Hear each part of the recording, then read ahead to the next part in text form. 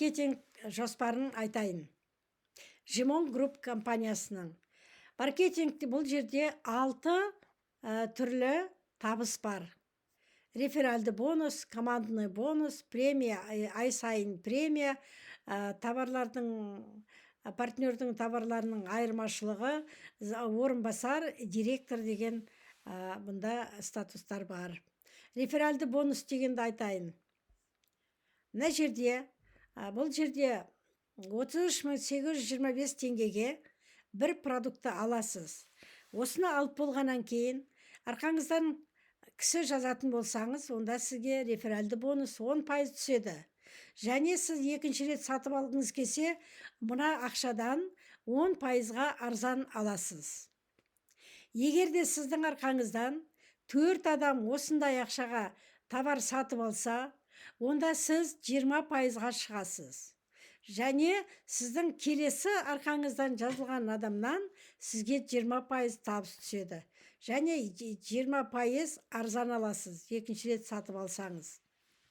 Немесе сіздің арқаңыздан бір адам 157.575 теңгеге 5 продукт алса, осы адам 20%-ға бірден шығып кетеді. Және келесі алғанда 20% арзан алады. Міне осы адамды сіз шақырғаныңыз үшін, сізде 20%-ға шығып кетесіз, келесі жолы 20% арзан аласыз. Қараңызшы, қандай керемет. Дәл осындай басқа компанияда жоқ. Мысалы, тағы былай айтайын, сіздің арқаңыздан біреу 10.000 теңге 33.825-ке жазылып, оның астынан тағы да біреу 33.825-ке жазылып, оның арқасынан біреу тағы да 33.825-ке жазылса, оның арқасынан 435.000-ға жазылса, яғни сізге ол 4-ші уровень болады, сонда осы кісі 30%-ға шығады, 30%-ға арзан алады. Енді оны шақырған үстіндегі адам бар ғой, ол да осы кісіні шақырған үшін, ол да 30%-ға өтіп кетеді. Оның үстіндегі адам, ол да 30%-ға өтіп кетеді. Оның үстіндегі адам, ол да 30%-ға өтіп кетеді. Оның үстінде тұрған сіз де 30%-ға өтіп кетесіз. Қараңызшы, қандай керемет. Мынаның бәрі накопительный. Келесі 4-ші табыс 1.650.000-ға алсаңыз, онда сізге 65 сондай продукция береді. Бұл кезде сіз 40%-ға шығасыз, және 40% арзан аласыз. Бізде мысалы командамызда 435.000 теңгеге кірген адам бар, бірінші кіргенде. Өйткені ол өте дұрыс жасаған. По-моему, или 12 товар, или 15 товар береді. Мен енді алып көрген жоқпын өз басым. Өз басым 33.825 теңгеге алғанмын.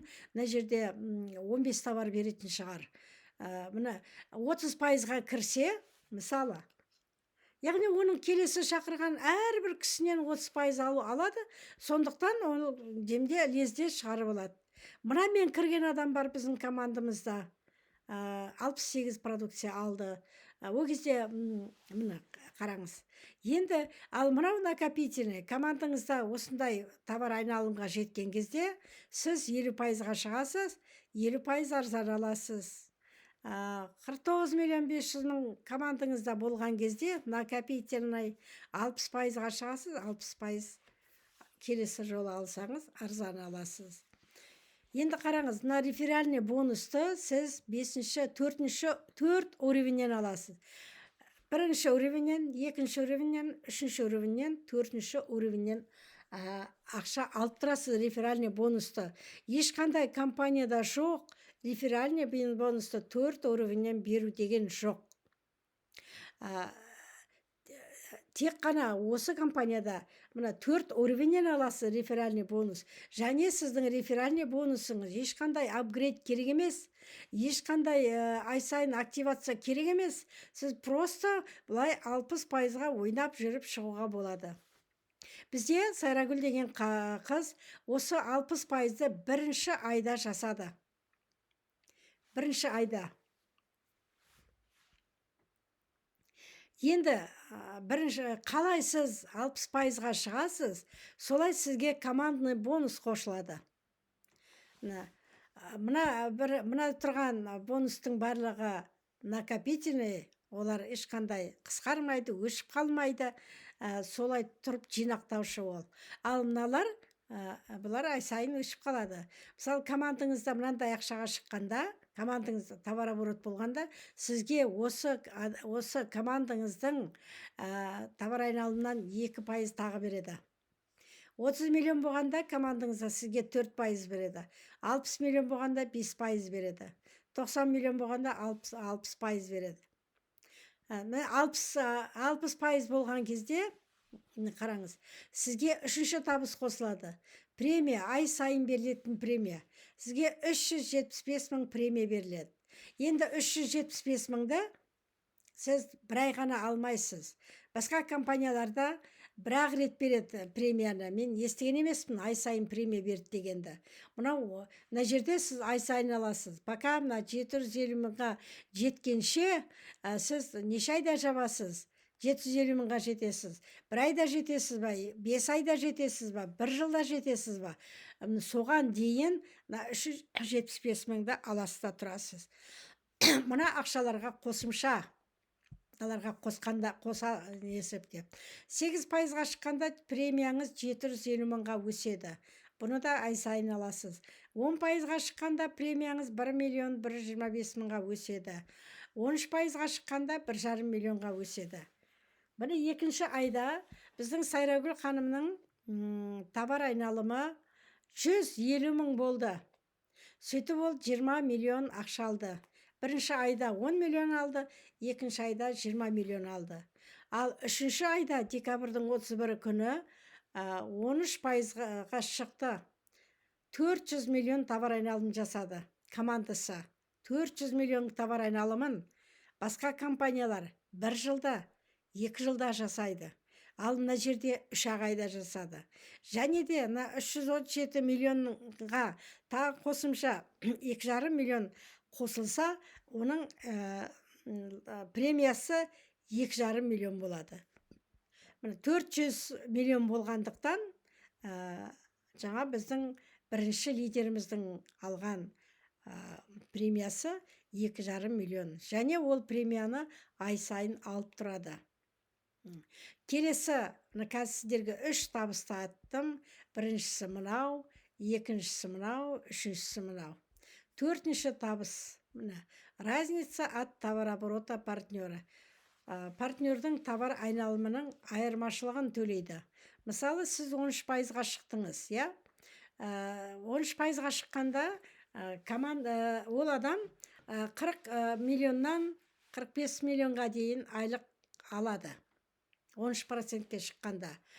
Сонда оның әрине командасы ол кезге дейін командасы үлкен болады. Мысалы, оның бір веткісі 2%-ға шықса, мына 2%-ға шықса, онда соның айырмашылығы 13-тен мына 2-ні алып тастаймыз, 11%. Міне осы веткіңіздің командасының товар айналымынан 11% сізге тағы төлейді. Екінші веткіңіз 4%-ға шықса, сізге 9% тағы төлейді. Мынаны өздеріңіз көріп алыңыздар. Ең соңғысын айтайын. Командаңыздан біреу 13%-ға шықса, маңызды емес оның нешінші линиядан шыққан. Бірінші линия ма, жоқ, тереңдіктен шықса да бәрібір. 13%-ке шықса, онда басқа компанияларда кесіп тастайды. Бұл веткеден алмайсыз. Ал біздің веткада, бұл Жимон группта сіз осы 13 миллионға шыққан адамның айлығы где-то 45 миллиондай болады. Соның 30%-ын сізге төлейді. Яғни где-то 15 миллион, 10 миллионнан жоғары ақшаны сізге тағы төлейді. Бұл 4-ші табыс. 5-ші табыс орынбасар. Командаңызда 600 миллион товар айналымы болғанда, сіздің командаңыздан 4 адам оған шейін 60%-ға шығады. Және ол нешінші, бірінші линиядан болу маңызды емес. Любой тереңдіктен бола береді. Сондай кезде мынаның әр қайсының бірінші линиясының чек-а-чек, яғни мечинг бонусынан сізге 40% тағы төлейді. Осылардың екінші уровеннен 10% тағы төлейді. Алтыншы, директор. Командаңыздың товар айналымы 1,5 миллион болған кезде, сіздің командада 8 адам 60%-ға шығады. Кез келген тереңдіктен. Бұндай жағдайда сізге осы кісілердің 8 кісінің товар айналымынан, жоқ, товар айналымы емес, табысынан, матчинг бонусынан, бірінші линиясынан 50%, екінші линиясынан 20%, үшінші линиясынан 10%, бесінші линиясынан, төртінші линиясынан 5% сізге тағы төлейді. Қандай керемет, міне қараңыз. Сондықтан да Қытайда ең жаңағы адамдар 7,5 миллиард, 500 мың, 400 миллион, 500 миллион, 300 миллион теңге біздің ақшаға шыққанда ақша алып жатқан жайы бар екен. Міне отличие от других басқа проекттерден айырмашылығы. Оборот жинақтаушы, накопительный.